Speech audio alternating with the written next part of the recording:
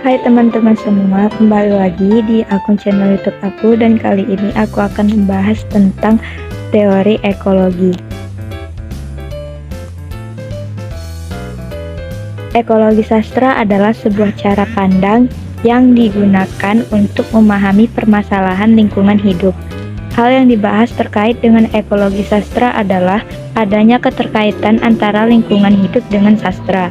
Ekologi sastra adalah suatu ilmu yang mempelajari cara manusia beradaptasi dan menjaga lingkungan dengan baik, menurut Endra Swara pada tahun 2016. Ekologi sastra juga disebut sebagai studi yang di dalamnya membahas mengenai pedoman yang berkaitan dengan menulis dan membaca, yang menggambarkan serta mempengaruhi interaksi makhluk hidup dengan alam sekitar pada sebuah karya sastra.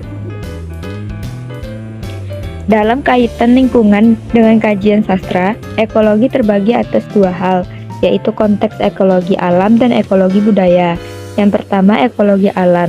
Ini lebih menekankan aspek alam sebagai inspirasi karya sastra, dan kajian ekologi yang menekankan pembelaan atau advokasi terhadap kerusakan lingkungan yang disebabkan oleh perbuatan manusia. Berkaitan dengan konteks ekologi alam yang berhubungan dengan sastra, kedua, ekologi budaya. Hal ini ditentukan oleh pola hidup dan perbedaan karakteristik wilayah, menurut Widianti. Analisis ekologi sastra pada novel Rindu Terpisah di Raja Ampat, karya Kirana Kejora. Dalam penelitian ini, ekologi sastra ditemukan mencakup dua bagian, yaitu ekologi alam dan ekologi budaya. Pada kutipan berikut ini terdapat tokoh bawahan yang mempunyai peran penting dalam menjaga lingkungan alam dibandingkan dengan tokoh utamanya. Tokoh bawahan ini terlihat jelas dalam kegiatan-kegiatan yang berkaitan dengan lingkungan alam pada ekosistem darat ataupun ekosistem laut. Berikut ini terdapat kutipan yang berkaitan dengan sikap hormat terhadap alam pada kegiatan untuk menjaga ekosistem lingkungan pada kutipan yang disampaikan oleh Karang. Seorang penyelam harus terampil menguasai keseimbangan tubuh agar tidak merusak terumbu karang di sini. Jika terumbu karang rusak, akan sulit dan memakan waktu lama pemulihannya. Itulah salah satu alasan Raja Ampat memprioritaskan penyelam dengan lisensi advanced dan jumlah penyelaman minimal 20 kali. Semua harus terjaga dan berimbang, bukan hanya bisa menikmati, mengeksplorasi, namun sama sekali tidak peduli dengan kelangsungan hidup biota laut dan rumahnya. Selanjutnya, ekologi budaya.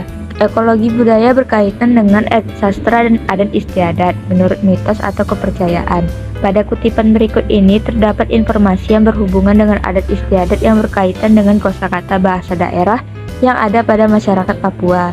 Panggil saja Pace Jonas. Oh iya, Pace Jonas, terima kasih. Hehehe. Pace itu panggilan bapak dalam bahasa Papua. Nona, mau kemanakah? Berdasarkan kutipan di atas, pengarang memberi informasi terkait dengan keragaman adat istiadat. Keragaman tersebut berada pada latar atau tempat di Papua melalui penuturan yang disampaikan oleh Pace Jonas sebagai tokoh tambahan.